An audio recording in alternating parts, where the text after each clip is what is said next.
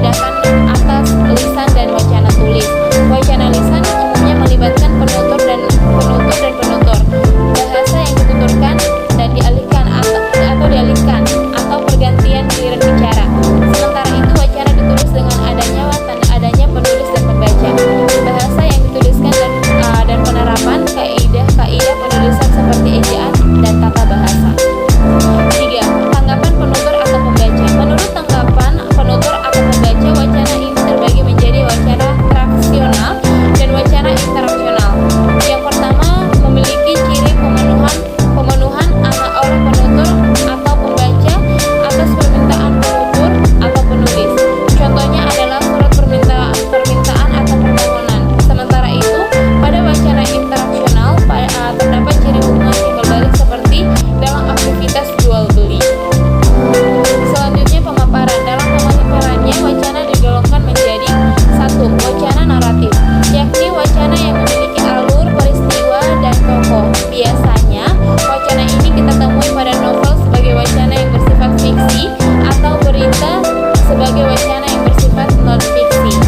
Selanjutnya wacana deskriptif, yakni wacana yang memiliki detail terhadap suatu hal. Contohnya adalah profil tokoh atau perusahaan. Selanjutnya adalah wacana ekspositoris, yakni wacana yang memiliki kekuatan dalam pemaparan informasi. Contohnya adalah berita khas atau feature. Selanjutnya adalah wacana argumentatif, yakni wacana yang memiliki kekuatan argumentasi lantaran didukung oleh pembuktian dan disusun dengan sistematis. Contohnya adalah penelitian ilmiah. Selanjutnya adalah wacana persuasif, yakni wacana yang memiliki dampak nyata terhadap penutur atau pembaca. Contohnya adalah iklan. Selanjutnya adalah wacana hortatoris, yakni wacana yang memiliki kekuatan amanat. Contohnya adalah khotbah atau kisah-kisah inspiratif. Selanjutnya adalah wacana prosedural, yakni wacana yang memiliki penekanan pada proses langkah atau tahap. Contohnya adalah panduan atau kiat-kiat. Selanjutnya adalah peserta komunikasi. Segi ini merupakan segi yang terakhir. Berdasarkan jumlah peserta komunikasi, wacana terbagi menjadi monolog, wacana dialog, dan wacana polilog.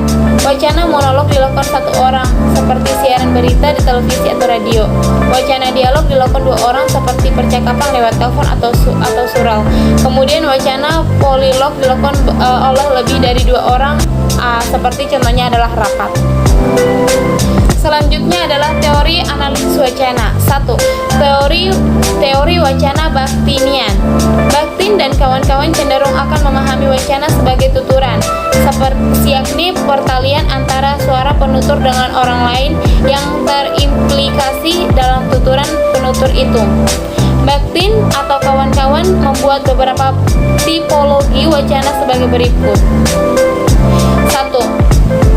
Wacana linear merupakan wacana yang memandang wacana lain hanya dalam satu garis dengan batas-batas eksternal dan yang jelas, dengan adanya meminimalkan individualitas internalnya. Contoh dalam wacana ini ialah puisi. Puisi juga akan cenderung menenggelamkan aneka suara dalam kesatuan suasana, yakni suasana penutur. Tuturan lain dalam puisi direduksi sedemikian rupa sehingga tersisa hanya garis besar saja. Kedua, wacana piktural ialah wacana yang dengan akan tengkas mau ataupun halus bisa menerobos wacana lain, baik itu dalam bentuk komentar maupun juga ejekan. Seperti misalnya wayang. Dalam wayang, dalang dapat juga memberikan komentar atau penilaian terhadap tokoh-tokoh di dalamnya. Nah, maka sebaliknya tokoh-tokoh bisa juga melakukan protes terhadap dalangnya. Ketiga, dalam hal ini Bakhtin dan kawan-kawan juga bisa membagi wacana menjadi dua macam, yaitu wacana satu suara dan wacana suara ganda. Wacana satu suara akan menyertai wacana linear dan akan piktural, dan lalu sedangkan wacana suara ganda meliputi stilisasi, skas, parodi, atau polemik terselubung. Yang kedua, teori wacana dari Althusser. Teori wacana Althusser, wacana yang juga cenderung dipahami sebagai ideologi dalam praktik. Tak ada ideologi tanpa wacana, dan tak ada wacana tanpa ideologi. Ideologi yang berwujud secara material tanpa adanya subjek atau untuk subjek. Hal itu akan kehilangan pada fungsinya. Lebih jauh lagi, sesuai dengan teori Marxis, wacana sendiri juga merupakan bagian yang tidak akan terpisahkan dari informasi sosial yang ada. Informasi sosial yang terbangun dari dua atau lebih kelas sosial saling bertentangan, melibatkan pertentangan dan pertarungan kelas dengan ideologi masing-masing. Baik, contoh selanjutnya pada wacana pada analisis boleh dilihat seperti yang gambar di atas. Salah satu konteks wacana pada stiker motor di kampus saya pada Universitas Jember pada tahun 2013 merupakan konteks yang melatar belakangi dirancangnya wacana pada stiker motor tersebut. Konteks wacana pada stiker motor di atas diantaranya adalah situasi dan konteks budaya. Konteks wacana pada stiker motor lebih lengkap akan dipaparkan sebagai berikut. Gambar di atas merupakan stiker motor yang digunakan oleh salah satu mahasiswa di kampus FKIP Universitas Jember 2013